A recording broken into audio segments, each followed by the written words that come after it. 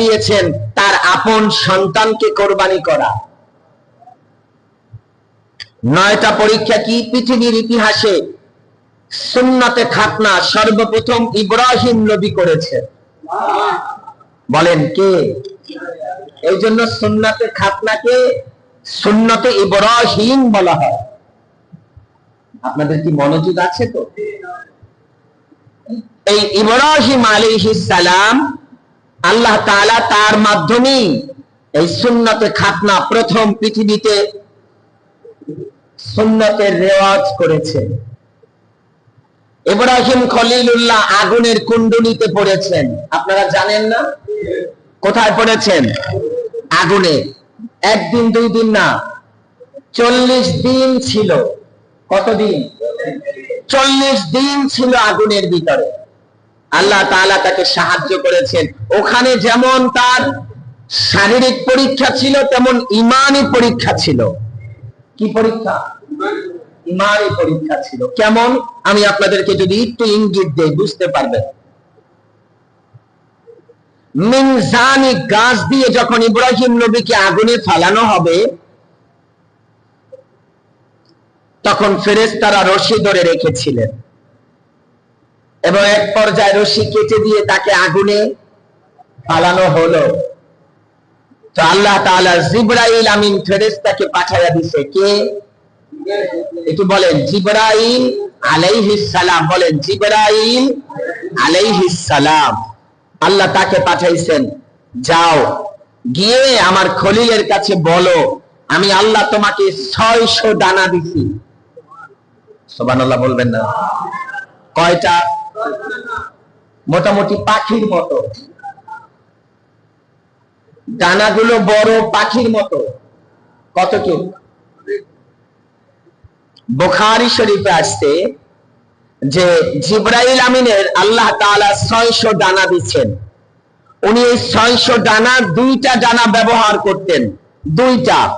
এই ডানা 2টা যখন মেলে দিত, তখন সূর্য যেখানে উঠে সূর্য যেখানে ডুবে সমস্ত দুনিয়া অন্ধকার হয়ে যেত। কয় ডানায়? ডানা কয়টা? কয়? 6টা। এর নামে মামলা দেওয়া দরকার না? কয়শো? সুবহানাল্লাহ বলেন। আল্লাহ এত শক্তিশালী। আল্লাহ তাআলার একজন ফেরেশতা সৃষ্টি করেছেন 600 ডানা, যার 2টা ডানা জমিন থেকে যদি পালা মেলতেন, পাখা মেলতেন, তার 2 ডানায় একবার ভর করলে আসমানে যেতে তার চোখের পলকের আগে পৌঁছে যেত। অথচ যেটা যেতে সময় লাগে 500 বছর। কত বছর? এমন জিবরাইল যার 2 ডানায় 500 বছরের রাস্তা চোখের পলকে পৌঁছে যায়। বুঝতে পারেন? এই ফেরেশতাদের সম্পর্কে যদি আমি কখনো আলোচনার সুযোগ হয়, ইনশাআল্লাহ করব। বুঝতে পারবেন ফেরেশতা কি, আল্লাহ তাআলা কিভাবে তাদেরকে সৃষ্টি করে রেখেছেন। রহমতের নবী যখন মেরাজে যাচ্ছেন, তখন আল্লাহ তাআলার পেয়ারা মাহবুব নবী বললেন, আমি দেখলাম একজন ফেরেশতা। কি? একটা উদাহরণ দেই, তাতে বুঝতে পারবেন।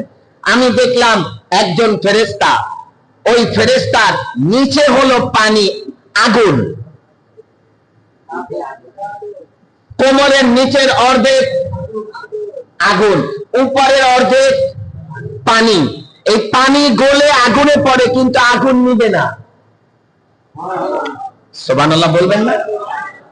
পানির ফোঁটা যতটা পড়ে আল্লাহ ততটা ফোঁটা দিয়ে আরেকজন ফেরেশতা সৃষ্টি করেন। এক একটা পানির ফোঁটা এক একটা মুক্তার দানার মতো ঝলমল ঝলমল করতেছিল। ফেরেশতার আকৃতিটা ছোট। কতটুকু? জিবরাইল আমিন, মিকাইল, ইসরাফিল, মালাকুল মউত আজরাইল তাদের মতো নয়। তবে আমি রহমাতাল লিল আলামিন নবী দেখলাম, আমি তাকাইতে গিয়ে দেখলাম আমার মাথা ঝুঁকে গেছে, কিন্তু তার মাথা দেখা যায় না, এত বড় লম্বা ফেরেশতা। এই কুদরত কার? আল্লাহ। এভাবে আল্লাহ অগণিত বিগয়রি হিসাব আল্লাহ তাআলা ফেরেশতা সৃষ্টি করে রেখেছে। আপনারা কি আমার কথা বুঝতেছেন? এটা আল্লাহর কুদরত। তাই জিবরাইল আমিনের ডানা কত? 600। এই 2 ডানা দিয়ে জমিন থেকে আসমানে যেতে সময় লাগে 1 সেকেন্ড, চোখের পলক। এই শক্তির কাছে বান্দা কত অহংকার করে। 1 কোটি টাকার মালিক হইলে বান্দার দাপটে এলাকার মানুষ কি কথা বলেন না?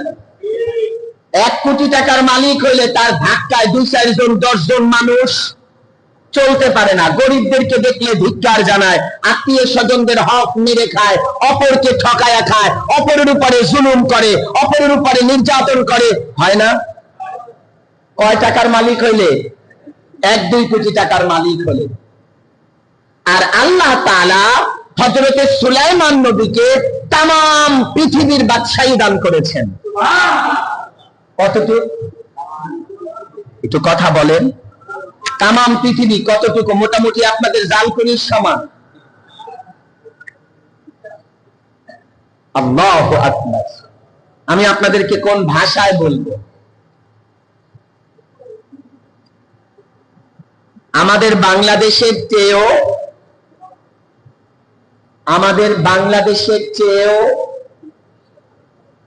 এইরকম বাংলাদেশ 60-70টা একত্রিত করলে পাশের রাষ্ট্রের সমান। কথা কয় না? আমাদের বাংলাদেশের পার্শ্ববর্তী দেশ, এর চাইতেও বড় চীন, রাশিয়া, এগুলো বড়। তামাম পৃথিবীর বাদশা ছিলেন হযরতে নবী সুলাইমান আলাইহিস সালাম, যার কাছে আল্লাহ তাআলা সৈন্য বাহিনী দিয়েছিলেন জিন জাতিকে। সুবহানাল্লাহ বলবেন না? কাদেরকে? জিন ছিলেন। জিন দেখা যায় চোখে। এই জিন জাতিকে আল্লাহ তাআলা সুলাইমান নবীর দরবারে সৈন্য বানিয়ে দিয়েছিলেন। বাইতুল মুকাদ্দাস ফিলিস্তিন, এই বাইতুল মুকাদ্দাস মসজিদ হযরতে সুলাইমান নবী জিনদেরকে দিয়ে তৈরি করেছেন। কাদেরকে দিয়া? আবার বলেন, কাদেরকে দিয়া? প্রায় 22 বছর সময় লাগছে জিনদের। জিন জাতিকে আল্লাহ তাআলা সুলাইমান নবীর অধীনস্থ করে দিয়েছিলেন। আর আপনারা তো জানেন একজন জিনের শক্তি সম্পর্কে, অনেকে জানেন না। একজন জিনের শক্তি কি? একজন জিন চাইলে মুহূর্তের ভিতরে এক এলাকা প্রলোভন করে দিতে পারে, ধ্বংস করে দিতে পারে, যা আপনার আমার জন্য 1 বছর, 10 বছর, 5 বছরের সমান। তা একটা জিন চাইলে 1 মিনিটের ভিতরে শেষ করে দিতে পারে। আল্লাহ তাদেরকে এত ক্ষমতা দিয়েছে। আমি কথাগুলো আপনাদেরকে কেন বলতেছি? একটু বুঝানোর জন্য। এই শক্তির পরেও, জিবরাইল আমিনের এত ক্ষমতার পরেও, ইব্রাহিম খলিল যখন আগুনে পড়েছে, আল্লাহ জিবরাইলকে পাঠাইছে, যাও আমার খলিলের কাছে গিয়ে সালাম দাও আর বলো যে আমি জিবরাইল আপনাকে সাহায্য করতে চাই। আপনি বললে আমি নমরুদের আগুনকে সেকেন্ডের ভিতরে নিভাইয়া দিব। আপনি খালি একবার বলেন। সুবহানাল্লাহ বলবেন না? ইব্রাহিম খলিলুল্লাহ, মুসলমান জাতির পিতা, তিনি সঙ্গে সঙ্গে উত্তর দিয়া দিলেন, জিবরাইল আমি আপনার কাছে জানতে চাই, আপনি কি আপনার ইচ্ছায় আসছেন নাকি আপনাকে আল্লাহ পাঠাইছে? জিবরাইল আমিন বললেন, আমাকে আমার আল্লাহ তাআলা পাঠিয়েছেন। সঙ্গে সঙ্গে ইব্রাহিম নবীকে বললেন, ও জিবরাইল, যে আল্লাহ তোমাকে আমার কাছে সাহায্যের জন্য পাঠাইছে, তোমার সাহায্য আমার কোনো দরকার নাই, আমার ওই আল্লাহই যথেষ্ট আমার জন্য। আল্লাহর দয়া হয়ে গেছে, আল্লাহর মায়া হয়ে গেছে। পরীক্ষায় পাস। আপনি আমি সামান্য বিপদে পড়লে কত কিছু কথা পায় না, কত মানুষের দোহাই দেয়, কত মানুষের বায়না দেয় বাঁচার জন্য। আর ইব্রাহিম খলিলুল্লাহ বললেন, জিবরাইল আপনাকে আমার দরকার নাই, যে আল্লাহ আমাকে আগুনে ফেলাইছে ওই আল্লাহই আমার জন্য যথেষ্ট। বলবেন সুবহানাল্লাহ। সাথে সাথে আল্লাহ তাআলা আয়াত নাযিল করে দিলেন, কুলনা ইয়া নারু কুনি বারদাও ওয়া সালামান আলা ইব্রাহিম। এই আগুন, আমার খলিল তো পাস করেছে, আমি আল্লাহ তাআলা আমার খলিলের জন্য এই আগুনকে এমন ঠান্ডা যা আমার খলিলের জন্য না কষ্ট হবে না ঠান্ডা লেগে যাবে, আমি আল্লাহ আগুনকে আমার খলিলের জন্য ঠান্ডা শীততাপ নিয়ন্ত্রিত বানায়া দিলাম। সম্মানিত হাজিরিন, আমার এই কথাটা বলার উদ্দেশ্য হলো এই যে ইব্রাহিম খলিল তিনি পয়গম্বর ছিলেন, আর আমরা উম্মত। বলেন কি? তাদের মতো নবীদের মতো ঈমান আমাদের নাই, কিন্তু আমাদের আল্লাহ তাআলার প্রতি তাওয়াক্কুল, বিশ্বাস, ভরসা যার যত বেশি, আল্লাহ তাআলার কাছে তার দামও তত বেশি। এজন্য আমাদের নিজেদের ভিতরে আল্লাহ তাআলার প্রতি তাওয়াক্কুল বাড়াতে হবে। বিপদে পড়লে ডাকবো কাকে? বলেন বলেন, কথা বলেন। আল্লাহকে। সাহায্য কে করবে? আল্লাহ তাআলা। আপনি বিপদে পড়েছেন, নামাজের মুসাল্লায় নামাজ পড়ে, ফরজ পড়ে, সুন্নাত পড়ে, 2 রাকাত নফল পড়েন, সালাতুল হাজতের নামাজ পড়েন 2 রাকাত, পড়ে রহমতের নবীর উপরে 201 বার দুরূদ শরীফ পড়েন, একবার আলহামদুলিল্লাহ, 3 বার কুল হুয়াল্লাহ পড়েন। যায় নামাজে মুসাল্লায় বসে আল্লাহর দরবারে হাত তোলেন, 2 ফোঁটা চোখের পানি ফালাইয়া আল্লাহর কাছে বলেন, আল্লাহ আমার তো এই বিপদ, আমার এই ঝামেলা, আমার এই সমস্যা, খোদার কসম আল্লাহ আপনার বিপদ ঝামেলা দূর করে আপনাকে সাহায্য করবেন। পারে না? পারে না? পারে, কিন্তু আমাদের বলা হয় না, আমাদের বলা হয় না, বললেও বলা হয় না, বলতে পারি না। আল্লাহ তাআলার পেয়ারা মাহবুব রাহমাতাল লিল আলামিন নবী কামলি ওয়ালা বলেছেন, দুনিয়ার মানুষ ইব্রাহিম খলিলুল্লাহর সুন্নাত যেমন কুরবানি করা, কোন মানুষ যদি তার অন্তরকে খারাপ থেকে দূর করে, আবার বুঝেন অন্তরে কি আছে আমাদের? আপনাদের নাই? না না, আপনাদের নাই, আছে আছে, আমাদের সবার ভিতরেই খারাপ আছে, কারো কম কারো বেশি। বলেন, কারো কম কারো বেশি, কিন্তু খারাপি থেকে বাঁচার মতো লোক সংখ্যা দুনিয়াতে খুব কম। নবী রাসূলরা, সাহাবায়ে কেরাম, আউলিয়ে কেরাম, এরা ব্যতীত আমাদের ভিতরে সমস্যা কিছু না কিছু আছেই। এর ভিতরেই আমাদেরকে পরিপূর্ণতা অর্জন করতে হবে। সমাজে তো এমনও মানুষ বসবাস করে, এমনও মানুষ যাদের ভিতরেই খারাপের একটা জগৎ, কিভাবে মানুষকে ঠকাবে, কিভাবে মানুষের সাথে খারাপ আচরণ করবে, কিভাবে মানুষকে ধোঁকা দিবে, আছে না? আবার এমনও মানুষ বসবাস করে কিভাবে মানুষদেরকে ভালোর দিকে ডাকা যায়, কিভাবে অন্যায় থেকে ফিরে আনা যায়, সেই চেষ্টাও আছে। দুইজন কি এক? ইব্রাহিম খলিলুল্লাহ, আমি তার কথা বলতেছিলাম, একটা পয়েন্ট আপনাদেরকে বোঝাচ্ছি। ওমর ফারুক রাদিয়াল্লাহু তাআলা আনহু কালিমা পড়লেন, মুসলমান হলেন। কি হলেন? তিনি মুসলমান হওয়ার পরে একটা পয়েন্ট বলছি আপনাদেরকে, আমি একটা পয়েন্ট বলি। ওমর ফারুক রাদিয়াল্লাহু তাআলা আনহু বলছেন যে আমরা ইসলাম গ্রহণ করার আগে কত বড় বেয়াকুব ছিলাম, কত বড় ভিন্ন মনস্ক ছিলাম, এটা আমাদের বোঝার ভাষা ছিল না। এই জন্য প্রতিটা মানুষের কলবে সালিম দরকার। বলেন কি? কলবে সালিম, ভালো একটা কলব। আবার বুঝেন কি? ভালো একটা কলব। প্রতিটা মানুষের অন্তরে একটা গোস্তের টুকরা আছে, টুকরাটার নাম কলব। বলেন কি? বাম স্তনের 2 আঙ্গুল নিচে, এটাকে বলা হয় কি? কলব। আল্লাহর হাবিব বলেছেন, এই কলব যার ভালো ওই মানুষটাই ভালো।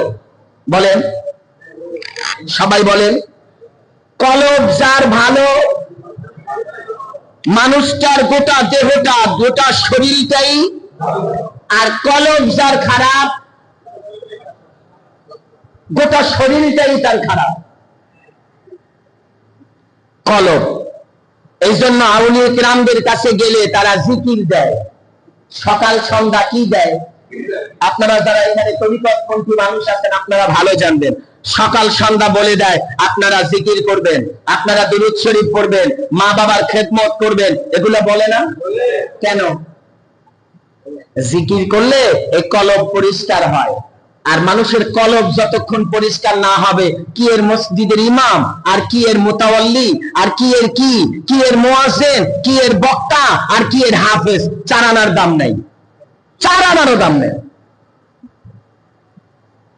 কলব যার যত ভালো বলেন, ওই মানুষটাও তত ভালো। এখন কলব বুঝবেন কেমনে? আপনারটা ভালো, ভালো কাজগুলি করতে যখন আপনার ভালো লাগবে, আপনি মনে করবেন আপনার কলবটা ভালো। আর ভালো কাজ করতে গেলে যখন আপনার অন্তরে বারবার প্রশ্ন জাগবে, দ্বিধা জাগবে, বারবার আপনার অন্তর বাধা দিবে, তখন আপনি মনে করবেন আপনার কলব ভালো নাই। বলেন, কলব ভালো নাই। তাহলে কলব ভালো যার, কথা বলে না, আসেন সামনে, সব ভালো তার, বলেন না কথা। কলব ভালো যার, সব ভালো তার। এখন কলবের কাছে আপনি প্রশ্ন করেন যে আপনার আমার কলব কতটুকু ভালো। গেল জুমাতে বলছিলাম, আয়নার সামনে দাঁড়ায়া, কিসের সামনে বলছিলাম? আয়নার সামনে দাঁড়ায়া, বুকে হাত দিয়া, তারপর আপনি আয়নার দিকে তাকায়া বলেন তো আপনি কতটুকু ভালো। তখন বুঝবেন আপনার ভালোটা বের হয়ে আসবে। আপনি কি বোনের হক নষ্ট করেছেন? আপনি কি ভালো? কথা বলেন না কেন? অমুক ব্যক্তির কাছ থেকে 500 টাকার মাল এনেছেন 3 বছর, এখন আর দেন না, আপনি কি ভালো? একজন গরিবকে ধমকাইয়া আপনি সব সময় নিচের দিকে দাবাইয়া রাখেন, আপনি কি ভালো? আপনি আপনার আত্মীয়ের হক খাওয়ার জন্য জেল মামলা যা দরকার তা করতেছেন, আপনি কি ভালো? কোরবানির দিন কোরবানির গোশত পশু জবাই কইরা, কোরবানির গরু জবাই কইরা, গোশত বন্টনের আগে গরিবরা আসার আগে সব নিয়ে ফ্রিজে তুইলা গেট লাগায়া তালা মাইরা রাখবেন, আপনি কি ভালো? কথা বলে না। আপনার ঘরে গিয়া যেই ব্যক্তি কোরবানির পশু জবাই করবে আপনি তার পারিশ্রমিক টাকা দিবেন না, আপনি কি ভালো? আপনার দোকানে, আপনার ব্যবসায়, আপনার কাছে কর্মচারী কাজ করে, নামাজ পড়তে যাওয়ার কথা বললে আপনি তাকে বলতেছেন সময় নাই পরে যাইস, আপনি কি ভালো? প্রতিটা জায়গায় আপনি আপনার স্ত্রীর হক পরিপূর্ণভাবে আদায় করছেন না, আপনি কি ভালো? আল্লাহর আদালতে কিন্তু ধরা পড়ে যাব। মসজিদের ইমাম বলেন আর বক্তা বলেন, যেই বলেন, আল্লাহর আদালতে কিন্তু ধরা পড়ে যাবে। একটা কথা মনে রাখবেন, আমাদেরকে উপরে যত দেখতে ভালো মনে হয়, আমাদের অনেক মানুষের ভিতরই ততটা খারাপ।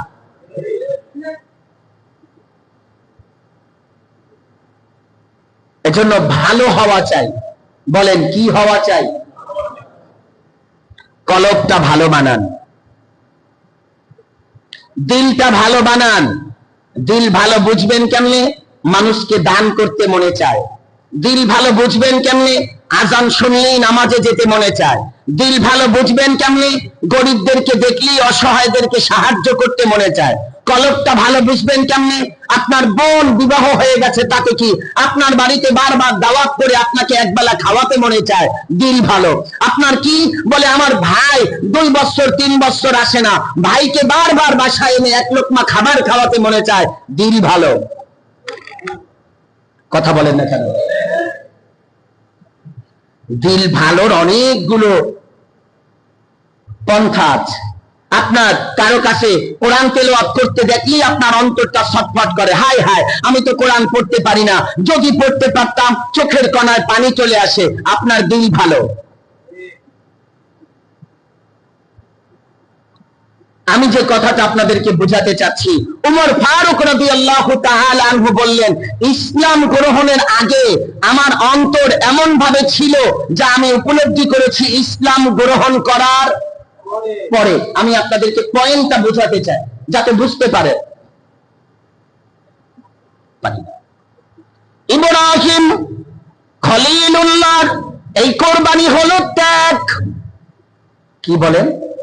ত্যাগ। ত্যাগ।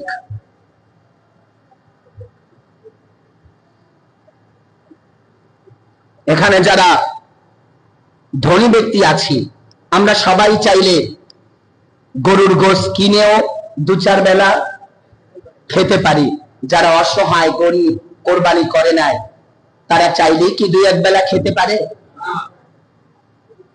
এই জন্য কোরবানির ভিতরে ওই গরিবের একটা হক আল্লাহ তাআলা দিয়েছেন, ওটা পরিপূর্ণভাবে আদায় করা চাই। আপনারা কি আমার কথা বুঝতে পারতেছেন?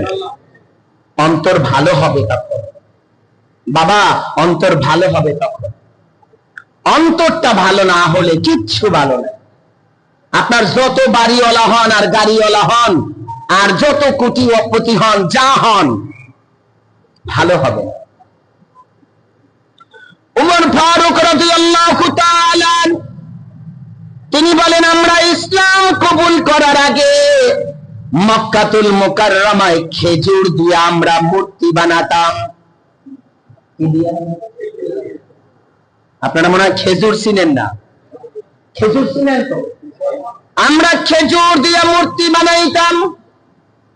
অতঃপর খেজুর দিয়ে মূর্তি বানায়া ওই খেজুর গুলো আমাদের সাথে কাপড় দিয়া, চামড়া দিয়া পেঁচায়া রাখতাম। কি রাখতো? কথা বলতে হবে। কি রাখতেন? খেজুর। খেজুর চামড়া দিয়া, কাপড় দিয়া পেঁচায়া খেজুর গুলো আমরা আমাদের সাথে রাখতাম। অতঃপর যখন ক্ষুধা লাগতো, খেজুর বের করে আবার আমরা খাইতাম। এটা আল্লাহু আকবার বলেন।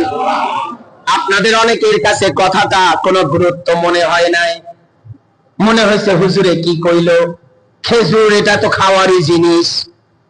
কিন্তু উমর ফারুক বলতেছে, আমি ইসলাম কবুল করার আগে খেজুর দিয়া মূর্তি বানাইতাম। খেজুর দিয়া মূর্তি বানাইতাম, খোদা বানাইতাম। অতঃপর খেজুর নিজের সাথে রাখতাম, চামড়ায় কাপড়ে পেঁচায়া। আবার যখন ক্ষুধা লাগতো, খেজুর খাইতাম।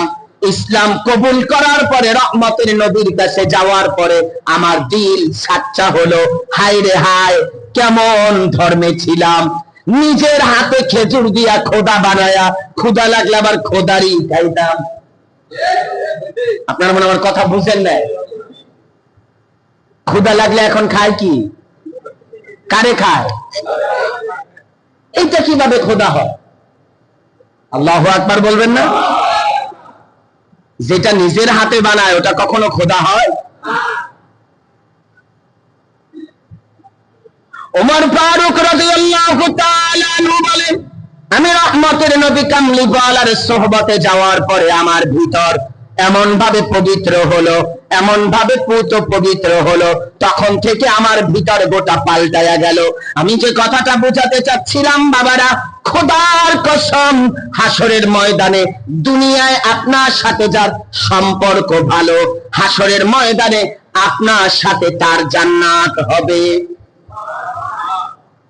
কার কথা বলেন? দুনিয়ায় কার সাথে আপনার সম্পর্ক? যার সাথে দুনিয়ায় আপনার সম্পর্ক যত বেশি, হাসর হবে কার সাথে? তার সাথে। এখন আপনি আজকে রাত্রে বাসায় গিয়ে হিসাব করে দেখেন তো, আপনার কাছে বেনামাজির সাথে সম্পর্ক বেশি না আল্লাহ বলার সাথে, ওলিদের সাথে, না হাফেজে কোরআনের সাথে, না আলেমদের সাথে, না মুমিনের সাথে, না সুদখোর ঘুষখোরের সাথে? হাসর হবে আপনার সুদখোর ঘুষখোরের সাথে। আমার কথা আমি বলছি তা না, আল্লাহ তাআলার কালাম বলছে, ইয়াউমা নাদউ কুল্লা উনাসিন বিইমামিহিম। হাসরের ময়দানে প্রত্যেক ব্যক্তিকে তার ইমামের নাম ধরে ডাকা হবে, নেতার নাম ধরে ডাকা হবে। এখন আপনি বলেন তো, যে আপনি কতটুকু ভালো হয়ে চলছেন দুনিয়াতে? আপনি কয়জন ভালো ব্যক্তির সাথে চলছেন? আপনার সম্পর্ক কার সাথে? ছোটবেলা আদর্শলিপি বইয়ে একটা কবিতা পড়তেন, সৎ সঙ্গে স্বর্গবাস, অসৎ সঙ্গে, একটু বলেন, আবার বলেন, সৎ সঙ্গে অসৎ সঙ্গে সর্বনাশ। এই কবিতা পড়ছেন না? এটা কেন বলছি? আল্লাহর কালাম থেকে বলছে, ইয়া আইয়ুহাল্লাযীনা আমানুত্তাকুল্লাহ, হে ঈমানদার আল্লাহকে ভয় করো, ওয়াকুনু মা'আস সাদিকিন, সত্যবাদীদের সাথী হও, মুমিনদের সাথী হও, মুত্তাকীদের সাথী হও, আল্লাহওয়ালাদের সাথী হও, মুসলমান যারা তাদের সাথী হও, নেককার যারা তাদের সাথী হও, কোরআনওয়ালা যারা তাদের সাথী হও, আল্লাহওয়ালা যারা তাদের সাথী হও, নবীওয়ালা যারা তাদের সাথী হও, তোমার হাসর হবে তাদের সাথে।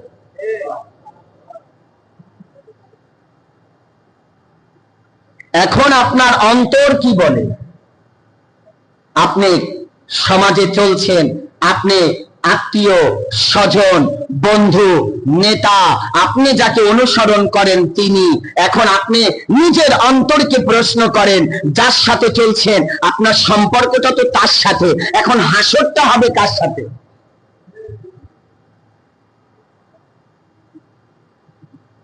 আপনি দুনিয়াতে চলছেন যার সাথে, বলেন, হাসর হবে তার সাথে, কোনো সন্দেহ নাই। কামা তাদিনু তুদান, যেমন কর্ম তেমন ফল। আপনি মনে করবেন দুনিয়ায় চলছেন, আপনি একজন খারাপ ব্যক্তির সাথে, হাসরের ময়দানে আপনি নবীদের কাতারে জান্নাতে যাবেন? কেন? নবীদের কাতারের দাম কি এত কম? কোনো সুযোগ নাই। আর দুনিয়াতে আপনি ভালো মানুষের সঙ্গ দিয়েছেন, হ্যাঁ, আপনি মনে করতে পারেন যে দুনিয়াতে তো আমি ভালো মানুষের সাথেই চলছি, আমার নেতা অমুক ব্যক্তি, টাকার মালিক, ধনী ব্যক্তি, দাপটওয়ালা, সম্মানওয়ালা, মর্যাদাওয়ালা, হাসরের ময়দানে কি ওনার মর্যাদা থাকবে কিনা এটা কি যাচাই বাছাই করার দরকার আছে না? এইটা দরকার বাবা, এইটা দরকার। কারণ হাসরের ময়দানটা আল্লাহ তাআলার কাছে টাকা পয়সা বাড়ি গাড়ি এগুলো দিয়ে বিবেচনা হবে না, বিবেচনা হবে অন্তর দিয়ে। বলেন কি দিয়ে? অন্তর দিয়ে। কে আল্লাহকে অন্তর দিয়ে মোহাব্বত করেছে, কে আল্লাহর ইবাদত, নামাজ বলেন, কোরবানি বলেন, হজ বলেন, রোজা বলেন, যাকাত বলেন, দান বলেন, সাদাকা বলেন, যা বলেন, এগুলো কি আপনি আল্লাহ আল্লাহ রাসূলকে খুশি করার জন্য করছেন না মানুষকে দেখানোর জন্য? কজনে আমি আল্লাহর জন্য করি? কজনে? কুল ইন্না সালাতি ওয়া নুসুকি ওয়া মাহইয়ায়া ওয়া মামাতি লিল্লাহি রাব্বিল আলামিন। আমার নামাজ, আমার কোরবানি, আমার জীবন, আমার মরণ, আমার সব, এটা আমরা বলি, আসলে কাজে নাই। আমরা সব সময় বলি আমাদের সব কার জন্য? তাই আপনি যে নামাজ পড়লেন না ফজরে, ওটা কার জন্য? আমার কথা বলি কি, আমি আলোচনা করছি না আজকে, কিন্তু আলোচনা না, আজকের যা বলছি আত্মশুদ্ধির জন্য, নিজেকে পরিবর্তনের জন্য বলছি, আর কিচ্ছু না। আমি 4 লাখ টাকা দিয়ে 3 লাখ টাকা দিয়ে কোরবানি করতে পারলাম, আমার পাশের একজন গরিব ভাই কোরবানি দিল না, আমি কি তাকে এক টুকরো গোশত একবেলা রান্না করার মতো পৌঁছে দিতে পারলাম? এটা হলো আন্তরিকতা। আপনাকে 100 কোটি টাকার মালিক আল্লাহ বানিয়েছেন, কিন্তু আপনার আপন বোন অথবা আপনার আপন আত্মীয় তিনি অনাহারে কাটাচ্ছে, মানুষের কাছ থেকে ঋণ এনে ভিক্ষা করে সাহায্য চেয়ে দিন কাটাচ্ছে, আমি কি আমার আপন বোনের কাজে লাগতে পারলাম? এই জায়গায় হলো মনসত্ত্ববোধ। মানুষের কিচ্ছু নাই, মানুষের চেয়ে একটা পিপিলিকার ক্ষমতা বেশি, শক্তি বেশি। আপনারা আমার কথাটা মনে হয় বুঝেন নাই। একটা পিঁপড়া তার নিজের শরীরের চাইতে 7 গুণ ওয়েট বহন করতে পারে। কত? একটু জোরে বলেন, কত গুণ? 7 গুণ ওয়েট বহন করতে পারে একটা পিঁপড়া। আপনার আমার ওজন 70 কেজি, আপনি কি 70 নিতে পারবেন? তাহলে পিঁপড়ার চাইতে আপনার আমার শক্তির দিক দিয়ে ক্ষমতা কম। একটা হাতি, একটা সাগরের নীলতিমি প্রতিদিন 25 থেকে 26 টন খাবার খায়। সুবহানাল্লাহ। বাড়িতে গিয়ে বলেন কত টন? জোরে বলেন। 25 থেকে 26 টন একটা নীলতিমি খাবার খায়। আপনি আমি কতটুকু খাবার খাই? 1 কেজি চাউলের ভাত রান্নলেই তো স্বামী আর স্ত্রী 3 দিন বলে, কথা কয় না। আপনি 26 টন খাবেন কয় লক্ষ বছরে? জন্ম থেকে মৃত্যু পর্যন্ত সব শেষ, 26 টন শেষ হইতো না। একটা 3 মাসের এক বেলার খাবার, আল্লাহ তাআলা ওই রকম মাছকে প্রতিদিন 3 বেলা খাবার খাওয়ায়। কোন রবের আপনি শুকরিয়া আদায় কি করছি আমরা? কি করতে পারছি বলেন? নামাজ তাও হয় না, সূরা কেরাত তাও জানি না, দান সদকা তাও করি না, কোরবানি তাও দেখানোর জন্য, ইবাদত মানুষের জন্য, যা আছে সব মানুষ কি করছেন, করছিটা কি?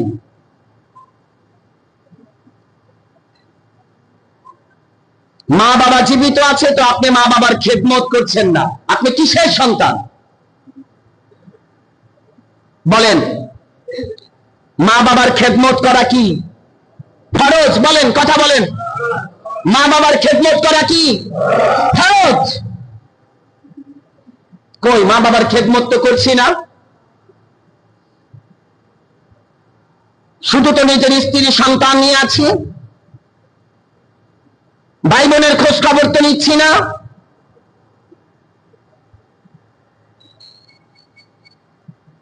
কথাগুলো দুঃখে বলছি। সমাজ দিন যাচ্ছে, দিন উন্নতি হচ্ছে, কিন্তু মানুষের ইমানের তারতম্য, ভারসাম্য, জোর, মানুষের ইমানের শক্তি দিন দিন কমছে। কমছে না? বলেন, ইমানের শক্তি দিন দিন কমছে না বাড়ছে? কমছে। একটা মেসেজ আমি আপনাদেরকে দিতে চাই। লাস্ট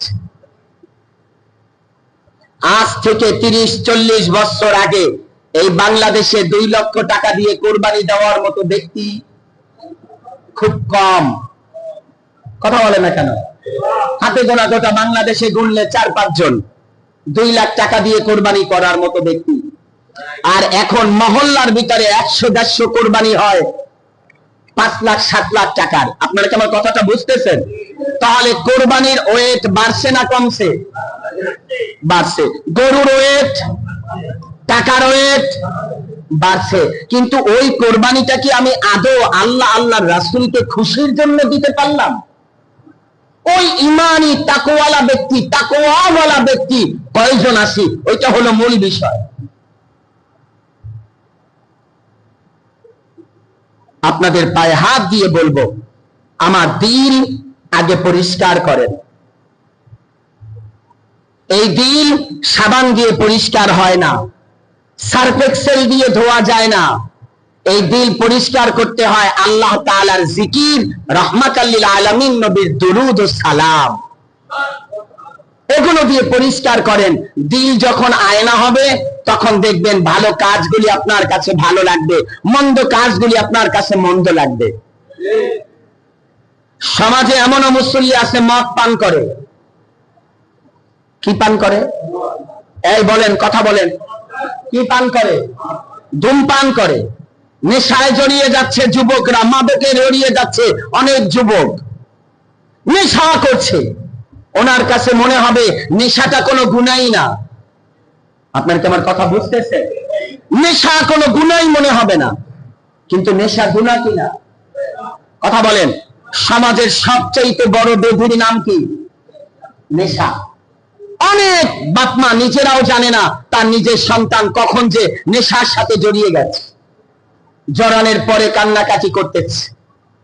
আপনি আপনার সন্তানকে বুঝান, আপনি আপনার সন্তানকে বুঝান। আপনার সন্তানকে কি টাচ মোবাইল চালাতে দিচ্ছেন? আপনি আদর করে মায়া করে কি আপনার সন্তানকে আপনি টাচ মোবাইল কিনে দিয়েছেন? তো আপনি আপনার সন্তানকে অর্ধেকটা নষ্ট করে দিয়েছেন। আপনি কি আপনার সন্তানকে বাইক কিনে দিয়েছেন? তো কিছু টাকা মজুদ রাখেন ব্যাংকে বাচ্চার চিকিৎসার জন্য। আপনি এটা না করে আপনার সন্তানের জন্য দরকার ছিল, আমার সন্তান জন্ম থেকে মৃত্যু পর্যন্ত আমি যতদিন চালাবো, 15, 16, 20 বছর পর্যন্ত আমি আমার বাচ্চাকে জন্মের পরে তাকে ঈমান নামক বস্তুটা অন্তরে ফিট করে দিব, কোরআন নামক কালামের কিতাবটা আমি তার অন্তরে ঢুকায়া দিব, আল্লাহর বিধান নামক ইসলামকে আমি তাকে পরিপূর্ণতা রূপ দিব। কসম আল্লাহ, আমি মৃত্যুবরণ করলে, আমার জানাজা নামাজের ইমামতি করলে আমার কবরটা আল্লাহ জান্নাত বানায়া দিবে। আপনি তো তা দেন নাই। আপনি দিয়েছেন টাচ মোবাইল কিনে, রাতভর একা একা টাচ মোবাইল চালাচ্ছে বাচ্চা, হয়তো কোনো নেশায় অথবা কোনো গুনায়। আপনার চিন্তাও নাই আমার বাচ্চা এটা করতে পারে না, আমার বাচ্চা সবচাইতে ভালো। হ্যাঁ, পৃথিবীতে প্রতিটা বাপ মার কাছে তার সন্তান রাজপুত্র। এই কথা বলেন না কেন? প্রতিবন্ধী হোক, কালো হোক, আমার সন্তান আমার কাছে রাজপুত্র, রাজকন্যা। আপনি আপনার বাচ্চার ঈমান আমলকে হেফাজতের দায়িত্ব আপনার। না হয় হাসরের ময়দানে আমার মতো আলেম সন্তানকে যদি দিনদার বানাতে না পারি, আমার বুকে পাড়া দিয়া আমার সন্তান জাহান্নামে যাবে। পারবো? কথা বলে না। ইনশাআল্লাহ পারবো। নিজের দিলটা পরিষ্কার করি, আপন স্ত্রী, সন্তান, মা বাবা, ভাই বোনদেরকে পূর্ত পবিত্র বানানোর চেষ্টা করি আস্তে আস্তে। আপনি আজকের একদিনই সব করতে যাবেন না, তাতে মস্কানের চাইতে ভাঙ্গার সম্ভাবনা বেশি। তাহলে আমরা কি আমাদের দিলটা আস্তে আস্তে পরিষ্কার করব? সবাই বলেন ইনশাআল্লাহ। আল্লাহ তাআলা যেন আমাদেরকে 5 ওয়াক্ত নামাজ পড়ার তৌফিক দান করেন। আল্লাহ যেন আমাদেরকে হালাল, এই শুনুন, হালাল রিজিক। কোন রিজিক? বর্তমান সমাজে 90% ফ্যামিলিতে হালাল রিজিকের অভাব। হালাল রিজিক না থাকার কারণে দোয়া করি কবুল হয় না, নেক সন্তান বানাতে চাই হয় না, স্ত্রীকে ফাতিমা বানাতে চাই হয় না। এটা হয় না কিসের জন্য? বলেন বলেন। হালাল রিজিক, এটা উত্তম, পৃথিবীর শ্রেষ্ঠতম একটা দামি সম্পদের নাম হালাল রিজিক। আল্লাহ তাআলা প্রতিটা ফ্যামিলিতে হালাল রিজিকের ব্যবস্থা করে দিন। আমাদের প্রতিটা ঘরকে আল্লাহ তাআলা ইসলামের এক একটা দুর্গ বানিয়ে দিক। আল্লাহ তাআলা আমাদের সন্তানদেরকে নেককার বানানোর তৌফিক দান করুন। আল্লাহ আমাদেরকেও নেককার মা বাবা হওয়ার তৌফিক দান করুন। আল্লাহ তাআলা আমাদের দিল, সাচ্চা এবং উপরের লিবাস দুটা যেন এক হয়, আল্লাহ সেই তৌফিক দান করুন। আসসালাম।